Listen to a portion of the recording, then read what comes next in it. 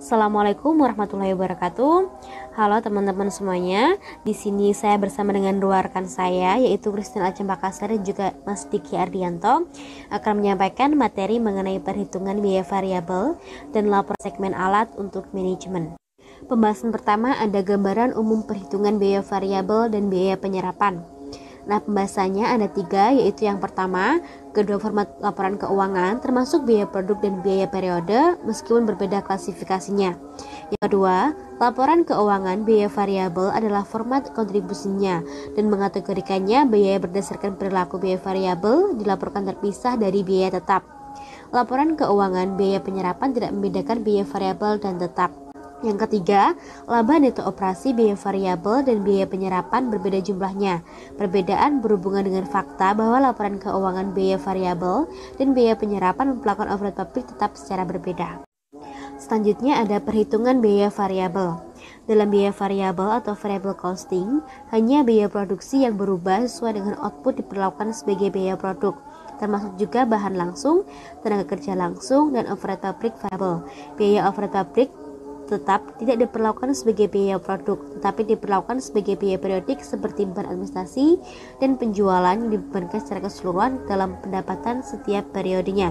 Konsekuensinya, biaya produk dalam persediaan dan dalam metode perhitungan biaya variabel tidak mengandung elemen biaya overhead tetap. Perhitungan variabel disebut perhitungan biaya langsung atau direct costing or marginal costing. Selanjutnya ada perhitungan biaya penyerapan. Dalam biaya penyerapan, absorption costing memperlakukan semua biaya produksi sebagai biaya produk tanpa membedakan apakah itu variabel atau tetap. Biaya per unit terdiri dari bahan langsung, tenaga kerja langsung, dan variabel dan tetap. Perhitungan biaya penyerapan mengalokasikan bagian overhead pabrik tetap ke tiap unit produk bersama dengan biaya overhead variabel. Metode ini sering disebut metode biaya penuh atau full cost karena perhitungan biaya penyerapan melibatkan semua biaya produksi. Selanjutnya ada beban penjualan dan administrasi. Beban penjualan dan administrasi diperlakukan sebagai biaya produk, sehingga biaya penyerapan atau biaya variabel dan tetap untuk penjualan administrasi diperlakukan sebagai biaya periode dan dibebankan saat jadinya. Jadi, perbedaan antara biaya variabel dan biaya penyerapan adalah perlakuan biaya overhead tetap pabrikan atau fixed manufacturing overhead cost. Untuk biaya lainnya di luar biaya overhead tetap pabrikan diperlakukan sama untuk kedua metode. Biaya penyerapan, biaya tetap pabrikan dimasukkan ke perhitungan nilai produksi di akun barang dalam proses. Ketika unit selesai dikerjakan dan nilainya ditransfer ke akun barang jadi dan hanya terjadi saat terjadi penjualan, aliran biaya muncul di laporan laba rugi sebagai bagian dari harga pokok penjualan. Biaya variabel, biaya overhead tetap pabrikan diperlakukan sebagai biaya periode sama seperti biaya penjualan dan administrasi langsung dimasukkan ke dalam laporan laba rugi periode. Berikut merupakan data Weber Flight Aircraft, perusahaan yang memproduksi lampu untuk pesawat. Nah, ini bisa dilihat untuk penjualan data bulan Januari, Februari, dan Maret. Harga jual unit pesawat dan total biaya tetap tidak pernah berubah setiap bulannya. Hanya variabel yang berubah. Januari 1 unit produksi, Februari 2 unit produksi, Maret 4 unit produksi. Dan jumlah unit terjual, Januari 1 unit terjual, Februari 1 unit terjual, Maret 5 unit terjual. Nah, berikut laporan laba rugi format kontribusi biaya variabel. Nah, di sini di Weber Like Aircraft, biaya produksi variabelnya per unit adalah 25 US dollar, didapatkan dari bahan baku langsung sejumlah 19 US dollar, tenaga kerja langsung sebesar 5 US dollar, dan overhead variabel pabrikan sebesar 1 US dollar. Karena setiap bulan biaya variabel per pesawat adalah 25 US dollar, maka biaya variabel harga pokok penjualan 3 bulan dapat dihitung sebagai berikut. Nah, inti untuk terjual sejumlah bulan Januari jumlah 1, jadi variabel harga pokok penjualannya, biaya produksi variabel dikalikan unit terjual sebesar 25 US dollar. Untuk Februari sama yaitu 25 US dollar dan Maret sebesar 125 US dollar karena unit yang terjual adalah 5 unit. Selanjutnya ada total biaya penjualan dan administrasi perusahaan dihitung sebagai berikut. Untuk biaya variabel penjualan dan administrasi per unit adalah 10 US dollar. Maka untuk bulan Januari, karena yang terjual 1, maka biaya variabel penjualan administrasinya sebesar 10 US dollar. Kemudian untuk biaya tetap penjualan administrasi sebesar 20 US dollar, maka untuk total keseluruhan adalah 30 US dollar. Bulan Februari sama dengan bulan Januari. Untuk bulan Maret, untuk biaya variabel penjualan dan administrasi sebesar 50 US dollar karena ada 5 unit. Untuk biaya tetap penjualan administrasi sebesar 20 US dollar, maka untuk totalnya adalah 70 US dollar. Selanjutnya adalah per laba rugi format kontribusi biaya variabel. Nah, ini untuk bulan Januari kita rugi sebesar 25 US dollar karena di sini margin kontribusi sebesar 65 US dollar dikurang dengan 90 US dollar, maka minus 25 US dollar. Untuk Februari sama dengan bulan Januari. Untuk bulan Maret kita laba sebesar 235 US dollar karena di sini untuk margin kontribusinya sebesar 325 US dollar dikurang dengan 90 US dollar, hasilnya adalah 235 dollar. Metode sederhana dalam memahami Weber like aircraft menghitung laba neto operasi secara biaya variabel dipusatkan margin kontribusi per pesawat yang terjual, maka dihitung sebagai berikut. Untuk margin kontribusi per pesawat terjual, harga jual pesawat adalah 100 US dollar. Kemudian untuk biaya produksi variabel pesawat sebesar 25 US dollar, dan untuk biaya variabel penjualan dan administrasi per pesawat 10 US dollar. Maka untuk margin kontribusi per pesawat adalah 65 US dollar. Laba operasi neto secara variabel tiap periode dapat dihitung dengan mengalihkan jumlah unit yang terjual dengan margin kontribusi per unit, kemudian dikurangi dengan biaya tetap. Jadi untuk bulan Januari sebesar rugi terhadap biaya tetap overhead pabrik. Tiap penyerapan, biaya tetap overhead pabrik termasuk dalam biaya produk. Biaya variabel, biaya overhead tidak masuk ke dalam biaya produk dan diperlakukan sebagai biaya periode seperti biaya penjualan dan administrasi. Tahapan pertama memperoleh laba rugi biaya penyerapan perusahaan Weber untuk bulan Januari, Februari, dan Maret menggunakan menghitung harga produksi per unit untuk tiap bulan seperti di bawah ini. Nah, bisa lihat teman-teman untuk biaya penyerapan harga produk per unit. Penjualan untuk 3 bulan sama dengan metode variabel. Harga pokok penjualan terdiri atas total unit yang diproduksi selama Januari dengan harga biaya 95 dolar sesuai dengan metode biaya penyerapan. Harga pokok penjualan bulan Februari terdiri atas 1 unit yang diproduksi selama Februari dengan biaya 60 US dollar sesuai dengan metode biaya penyerapan. Harga pokok penjualan bulan Maret 320 US dollar dari 1 unit yang diproduksi di bulan Februari dengan biaya produksi secara biaya penyerapan 60 US dollar ditambah 4 unit diproduksi di bulan Maret dengan biaya produksi secara penyerapan sebesar 170 US dollar, yaitu 4 unit diproduksi dikalikan 42.500 unit. Nah, berikut untuk biaya penyerapan laporan laba rugi bisa dilihat pada tabel di samping. Selanjutnya ada rekonsiliasi laba operasi biaya variabel dengan biaya penyerapan. Dalam kasus Weber like aircraft, laba neto operasi adalah sama untuk Januari, tetapi berbeda untuk 2 bulan berikutnya. Perbedaan terjadi karena dengan biaya penyerapan, sebagian biaya tetap overhead pabrik dikapitalisasi di persediaan, termasuk biaya produk dan tidak dibebankan pada laporan laba rugi. Selama periode dengan metode biaya penyerapan, sebagian dari biaya overhead pabrik terjadi di periode tersebut ditangguhkan atau akan menempel di persediaan akhir ketika unit diproduksi melebihi unit yang dijual sehingga persediaan meningkat. Laba neto operasi dengan biaya penyerapan lebih tinggi daripada biaya variabel. Hal ini karena sebagian biaya tetap overhead pabrik ditanggung di dalam persediaan. Ketika unit penjualan melebihi unit produksi, persediaan barang berkurang, maka laba operasi lebih rendah dengan metode biaya penyerapan daripada biaya variabel. Ketika unit yang diproduksi sama dengan unit dijual, maka tidak ada perbedaan di jumlah persediaan. Maka laba neto operasi sama untuk metode penyerapan dan biaya variabel. Laba neto operasi untuk metode biaya penyerapan dan biaya variabel direkonsiliasi dengan menentukan jumlah biaya tetap overhead yang ditangguhkan atau dilepas dari persediaan selama periode. Nah, berikut ada biaya tetap overhead pabrik dalam atau dilepas dari persediaan dengan biaya penyerapan. Berikut untuk tabelnya teman-teman bisa dilihat pada PowerPoint di samping. Selanjutnya ada rekonsiliasi laporan laba rugi antara biaya variabel dan biaya penyerapan. Juga bisa dilihat pada tabel di samping. Nah, ketika unit diproduksi sama dengan unit dijual seperti di bulan Januari dalam kasus Weber like aircraft, laba neto metode penyerapan sama dengan laba neto biaya variabel. Ketika unit diproduksi melebihi unit dijual, maka laba neto operasi dengan metode biaya penyerapan lebih tinggi daripada metode biaya variabel. Sedangkan untuk metode biaya variabel, semua biaya tetap pabrikan yang terjadi di periode tersebut dimasukkan dalam laporan laba rugi. Balikannya, ketika unit diproduksi lebih sedikit dari unit dijual, maka laba operasi dan metode penyerapan lebih kecil daripada dengan metode biaya variabel. Nah, selanjutnya materi akan disampaikan oleh teman saya. Assalamualaikum warahmatullahi wabarakatuh. Saya Diki Ardianto dari Pendidikan Akuntansi. Di sini saya akan menyampaikan suatu materi mengenai kelebihan dari biaya variabel dan pendekatan kontribusi. Di dalam kelebihan dari biaya variabel dan pendekatan kontribusi, terdapat 4 kelebihan. Kelebihan yang pertama yaitu produksi ramping atau merampingkan persediaan. Konet mengubah cara produksinya menjadi produksi ramping dengan cara merubah posisi perakitannya menjadi bentuk U-cell.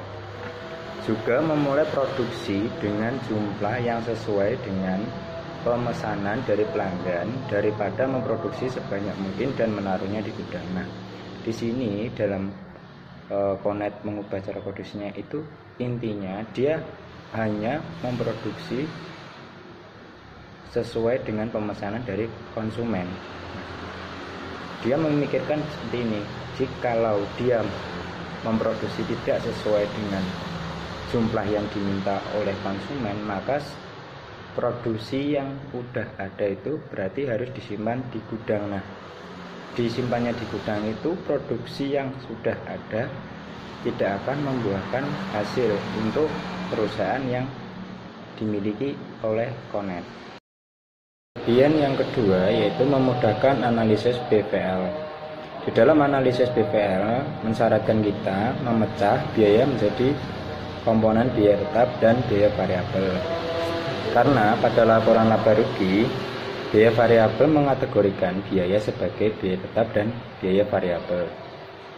Lebih mudah menggunakan laporan laba rugi format biaya variabel untuk menganalisis BVL daripada menggunakan format biaya penyerapan yang mencampurkan antara biaya tetap dan biaya variabel.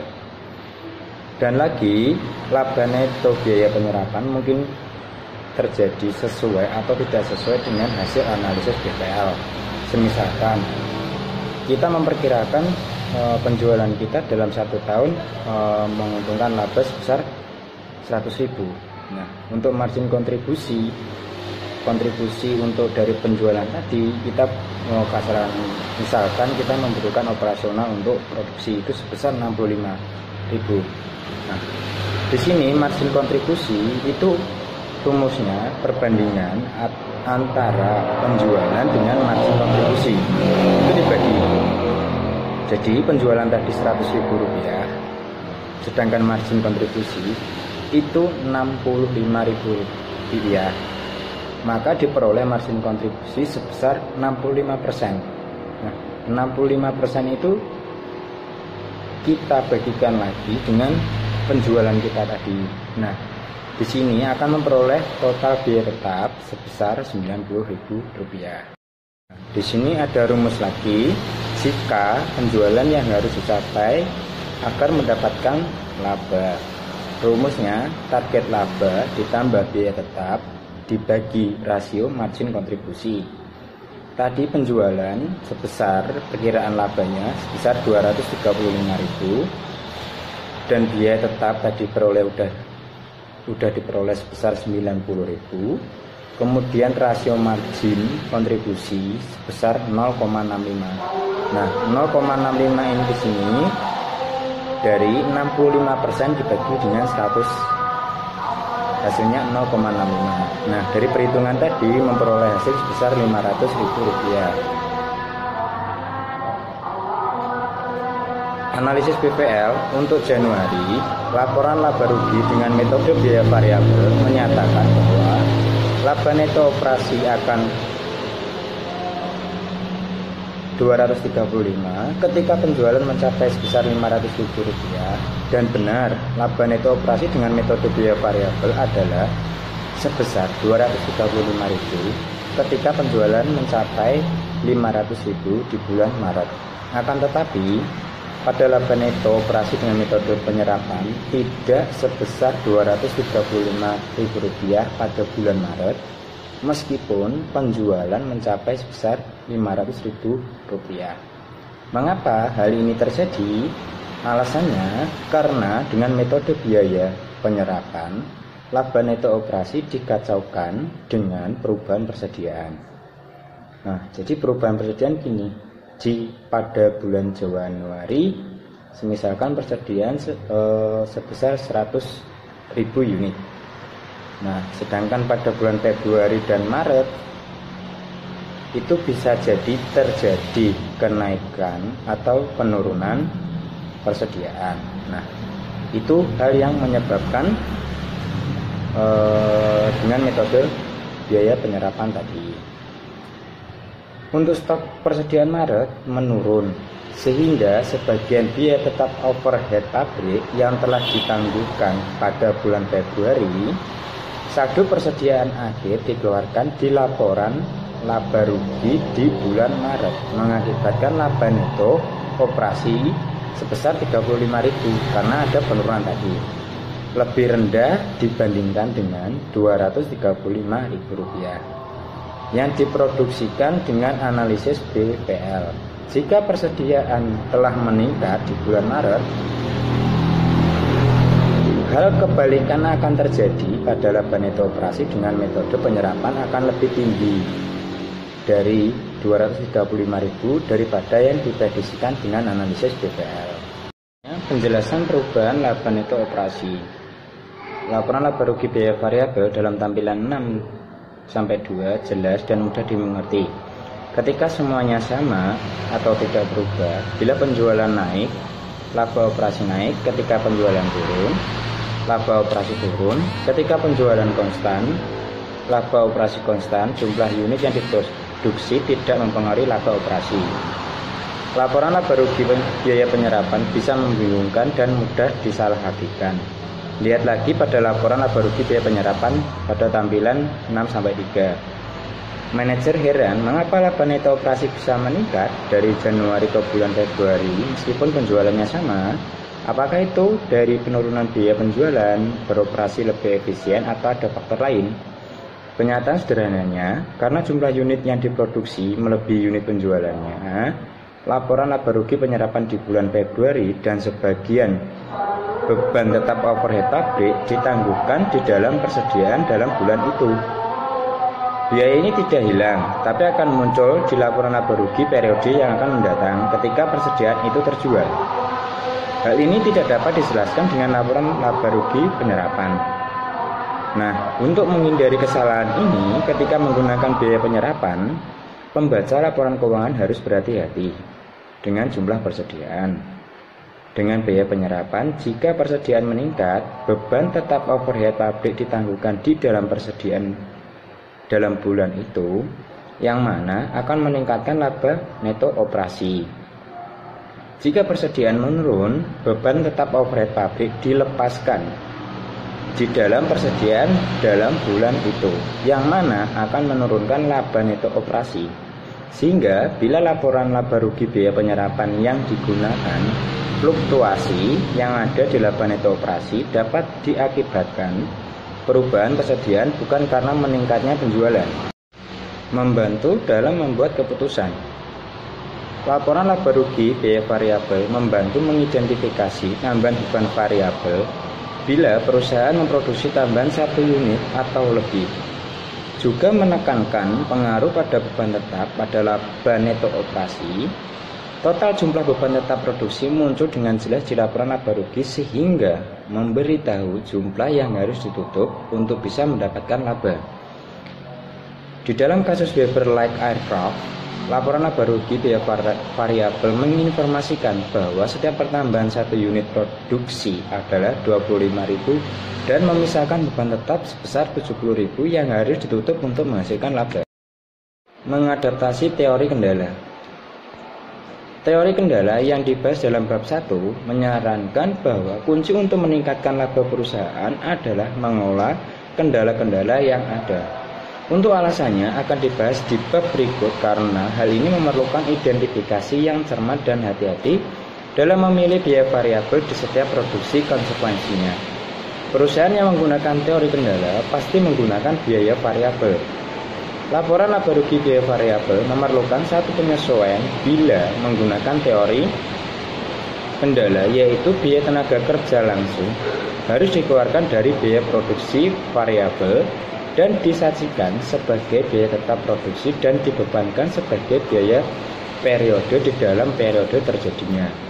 Teori kendala memperlakukan biaya tenaga kerja langsung sebagai biaya tetap yang dibebankan seluruh di periode terjadinya dengan alasan sebagai berikut. Pertama, meskipun upah tetap dibayarkan berdasarkan jam, tetapi karena undang-undang perubahan mensyaratkan perusahaan membayar upah jam minimum. Alasan yang kedua, upah langsung itu bukan kendala, sehingga tidak ada alasan untuk menaikkannya. Memperkerjakan karyawan lebih banyak akan meningkatkan biaya tanpa meningkatkan unit keluaran yang dapat dijual. Untuk alasan ini, kebanyakan manajer di perusahaan yang menerapkan teori kendala menganggap bahwa tenaga kerja langsung sebagai committed fixed cost dan bukan biaya variabel.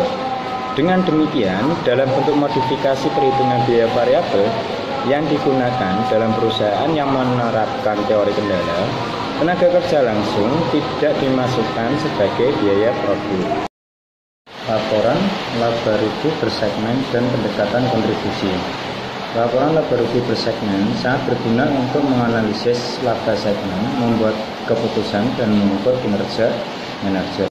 Dan tetap yang dapat ditelusuri dan umum margin segmen.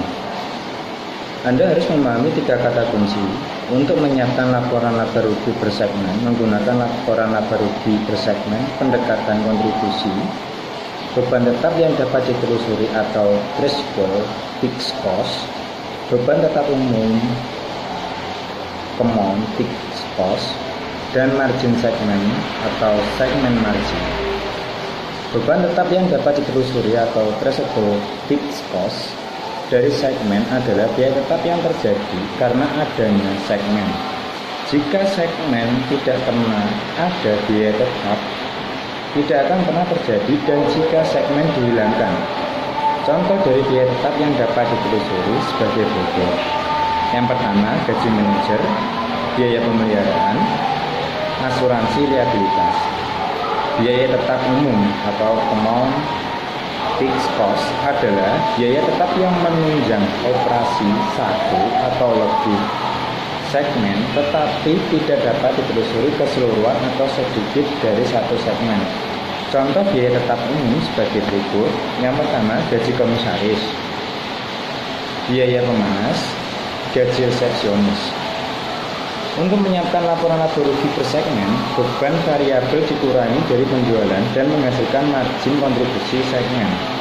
Margin kontribusi menjelaskan kepada kita apa yang terjadi pada laba bila volume berubah, kapasitas segmen dan beban tetap konstan. Margin kontribusi berguna untuk membuat keputusan yang memerlukan informasi mengenai keputusan yang tersisa untuk mengerjakan pesanan khusus. Mengidentifikasi biaya tetap yang dapat ditelusuri. Perbedaan jelas antara biaya tetap yang dapat ditelusuri dan biaya tetap umum adalah penting dalam laporan segmen karena biaya tetap yang dapat ditelusuri dibebankan ke segmen dan biaya tetap umum tidak dibebankan ke segmen. Dalam keadaan sesungguhnya sangat sulit untuk menentukan apakah biaya tetap ini dapat ditelusuri atau umum. Biaya tetap yang dapat ditelusuri dapat menjadi biaya tetap umum. Biaya tetap yang dapat ditelusuri di suatu segmen dapat menjadi biaya tetap umum di segmen yang lain. Contohnya, United Airlines mungkin ingin laporan laba rugi segmen yang menunjukkan margin segmen untuk penerbangan dari Chicago ke Paris. Di segmen lagi, menurut kelas utama, kelas bisnis, dan kelas ekonomi, United Airlines harus membayar biaya mendarat di lapangan terbang di Charles de Gaulle, Paris. Biaya tetap untuk mendarat adalah biaya tetap yang dapat ditelusuri untuk United Airlines, tetapi biaya tetap umum untuk segmen kelas utama, kelas bisnis, dan kelas ekonomi. Laporan laba rugi per segmen dan contohnya. Robert Max Inc. adalah perusahaan peranti lunak yang sedang berkembang. Pada tampilan 6-6 menunjukkan laporan laba rugi biaya variabel untuk bulan yang sedang berjalan. Dengan makin besarnya perusahaan, manajer senior meminta laporan laba rugi per segmen yang dapat digunakan untuk membuat keputusan dan mengevaluasi kinerja manajer. Controller di Robert Max meresponnya dengan membuat contoh format kontribusi laporan laba rugi per segmen berdasarkan divisi, jenis produk, dan saluran penjualan. Dia juga membuat tampilan 6-7 untuk menjelaskan bahwa laba produk dapat disegmen menjadi 2 divisi produk bisnis Dan divisi produk konsumen. Pada divisi produk konsumen dapat disegmen lagi. Tampilan 0-6. Laporan laba rugi biaya variabel profit max. Penjualan sebesar Rp500.000. Kemudian biaya variabel itu dibagi menjadi dua. Yang pertama biaya variabel harga pokok penjualan sebesar Rp80.000. Variabel lainnya sebesar Rp50.000. Total dari biaya variabel sebesar Rp130.000. Margin kontribusi sebesar Rp370.000 itu diperoleh dari penjualan dikurangi total biaya variabel, maka menghasilkan margin kontribusi. Kemudian biaya tetap itu diperoleh dari penjualan dikurangi margin kontribusi, maka memperoleh hasil biaya tetap. Kemudian untuk labanya sendiri, penjualan dikurangi biaya tetap, maka akan memperoleh laba neto operasi. Di sini ada zona organisasi yang dibagi per divisi dalam profit max.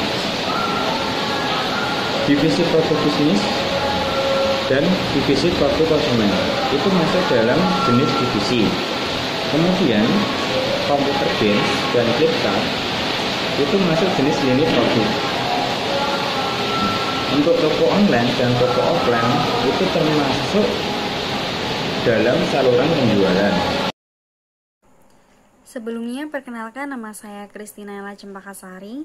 Di sini saya akan melanjutkan presentasinya. Selanjutnya mengenai laporan laba rugi bersegmen dan pengambilan keputusan. Segmen lebih lanjut dari komputer games adalah terbagi atas penjualan online dan penjualan retail. Segmen penjualan online mempunyai segmen margin sebesar $48.000 dan segmen penjualan retail mempunyai segmen margin sebesar $3.000. Asumsikan bahwa Profit Max ini ingin mengetahui efek laba dari penghentian penjualan komputer games melalui penjualan retail. Nah, perusahaan berkeyakinan bahwa penjualan online untuk komputer games ini akan meningkat 10% apabila penjualan retail ditutup. Dan yakin divisi produk bisnis dan klip art tidak akan berpengaruh oleh keputusan ini. Lalu bagaimana cara untuk menghitung efek laba dari keputusan ini? Langkah pertama untuk menghitung efek laba dari keputusan ini adalah dari penjualan toko retail bila hilang. Bila saluran penjualan ini hilang, maka penjualan, biaya variabel, dan biaya tetap yang dapat ditelusuri juga akan hilang. Nah, cara cepat untuk meringkas efek keuangan adalah berfokus pada margin segmen toko retail. Dengan kata lain, apabila toko retail menghilang, maka kerugian margin segmen sebesar $3.000 juga akan, sehingga hal ini akan meningkatkan laba neto operasi Profit Max sebesar $3.000. Nah, langkah kedua adalah menghitung efek laba dari peningkatan penjualan online sebesar 10%. Perhitungannya kita asumsi bahwa biaya tetap yang dapat ditelusuri dari penjualan online adalah sebesar $15.000 tetap sama, dan margin kontribusi rasionya sama 63%. Laporan laba rugi bersegmen kesalahan umum. Yang pertama, menghilangkan sebagian biaya. Biaya yang dibebankan segmen harus meliputi semua biaya yang berperan terhadap segmen tersebut dari keseluruhan perusahaan. Semua fungsi perusahaan dari riset dan pengembangan, desain produk, pabrikan, pemasaran, penyaluran, dan layanan pelanggan diharapkan dapat bekerja dengan baik, menyediakan barang atau jasa kepada pelanggan dan menghasilkan pendapatan. Tetapi hanya biaya produksi yang ada di biaya produk dengan metode biaya penyerapan yang memang disyaratkan dalam laporan keuangan eksternal. Untuk menghindari dua sistem perhitungan dan memberi konsistensi antara pihak eksternal dan internal, banyak perusahaan menggunakan biaya penyerapan untuk tujuan internalnya, seperti laporan laba rugi bersegmen. Akibatnya, banyak perusahaan menghilangkan analisis laba sebagai bagian dari biaya yang besar dari suatu produk. Bila biaya yang memiliki andil yang besar atau kecil ini dihilangkan dalam analisis laba, akhirnya harga produk dinilai terlalu rendah dan manajemen sepertinya tidak bersedia untuk mengembangkan produknya untuk jangka panjang. Metode yang tidak tepat dalam membebankan biaya yang dapat ditelusuri di antara segmen yang ada. 1. Kegagalan untuk menelusuri biaya secara langsung. Biaya yang dapat ditelusuri langsung ke segmen khusus harus dibebankan langsung ke segmen tersebut dan jangan dialokasikan ke segmen yang lain. Misalnya, biaya sewa kantor cabang dari suatu perusahaan asuransi seharusnya dibebankan langsung ke kantor cabang daripada dibebankan ke kantor pusat sebagai overhead utama yang kemudian baru dibagi rata ke seluruh cabang. 2. Dasar alokasi yang salah. Banyak perusahaan menggunakan dasar alokasi secara tidak jelas. Misalnya, beberapa perusahaan mengalokasikan biaya penjualan dan administrasinya berdasarkan pendapatan penjualannya. Sehingga jika segmen menghasilkan 20% dari total penjualan perusahaan, segmen tersebut akan menerima alokasi sebesar 20% dari biaya penjualan dan administrasi perusahaan sebagai alokasi wajar dan adil. Dasar prosedur yang sama dilakukan terhadap harga pokok penjualan atau ukuran lain digunakan sebagai basis alokasi. Pembagian yang tidak jelas untuk biaya tetap umum di antara segmen yang ada. Praktik yang salah yang menyimpang dalam membuat laporan keuangan adalah membebankan biaya yang tidak dapat ditelusuri ke segmen-segmen. Sebagai contoh, beberapa perusahaan mengalokasikan biaya umum dari bangunan kantor pusat ke laporan segmen. Tetapi dalam perusahaan yang mempunyai banyak produk, tidak ada satu produk yang bertanggung jawab untuk biaya-biaya besar yang terjadi. Bahkan bila satu produk tidak diproduksi lagi, biaya bangunan kantor pusat tadi akan tetap ada. Singkatnya, tidak ada hubungan sebab akibat antara biaya bangunan kantor pusat tadi dengan keberadaan suatu barang. Nah, konsekuensinya, alokasikan biaya bangunan kantor pusat ke produk adalah pembagian yang tidak jelas. Biaya umum seperti biaya bangunan kantor pusat adalah penting untuk menjalankan operasi seluruh organisasi.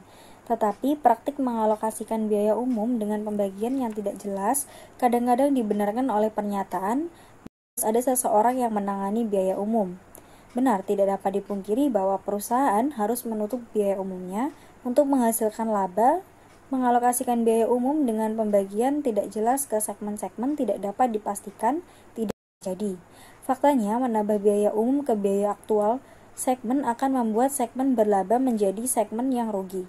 Bila manajer menutup segmen yang rugi, biaya aktual yang dapat ditelusuri dapat diselamatkan, tetapi akan pendapatan segmen tersebut. Laporan laba rugi, laporan untuk pihak luar. Dalam praktiknya, laporan laba rugi biaya penyerapan disyaratkan oleh USGAAP sehingga IFRS juga mensyaratkan penggunaan laporan laba rugi biaya penyerapan juga. Mungkin karena penghematan biaya dan mengurangi kebingungan membuat dua sistem biaya, satu untuk pihak luar, satu untuk pihak dalam. Kebanyakan perusahaan menggunakan laporan laba rugi biaya penyerapan untuk pengguna dan internal. Mengapa metode biaya penyerapan digunakan? Nah, sebagian dari jawaban tersebut karena biaya penyerapan lebih disukai oleh manajer dan akuntan, sebab sesuai dengan prinsip kaitan biaya dengan pendapatan. Pendukung dari biaya penyerapan mengatakan bahwa semua biaya produksi harus dibebankan ke produk agar beban dan pendapatan dapat dikaitkan ketika produknya dijual.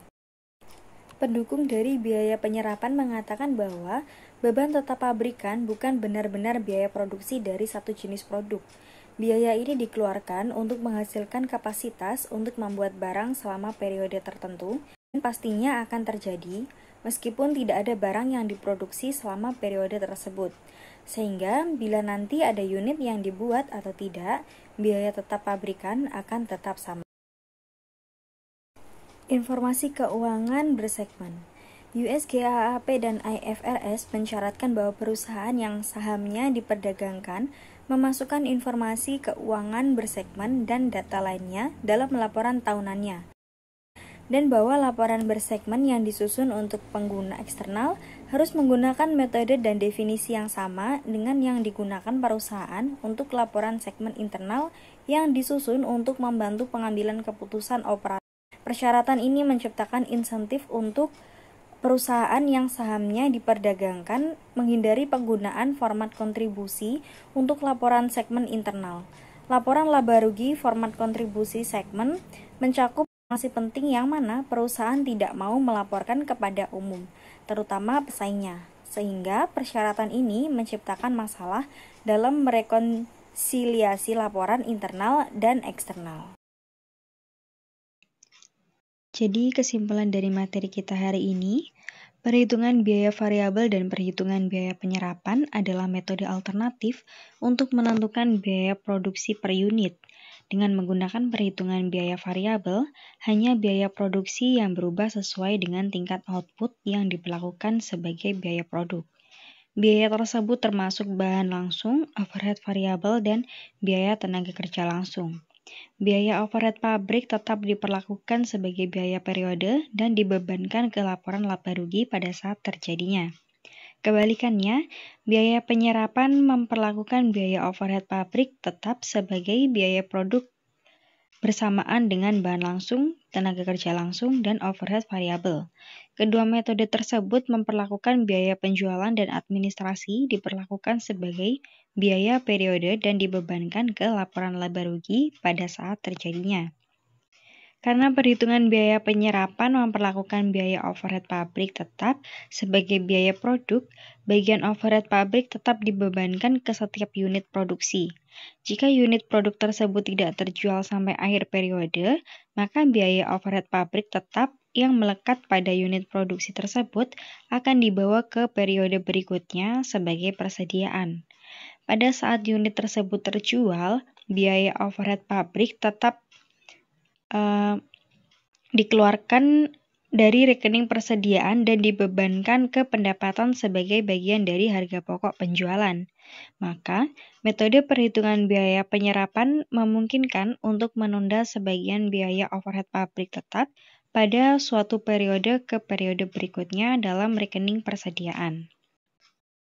Nah, sayangnya, perubahan biaya overhead pabrik tetap antar periode ini dapat menimbulkan laba neto menjadi berubah-ubah dan dapat membingungkan dan juga memungkinkan manajer salah menentukan keputusan.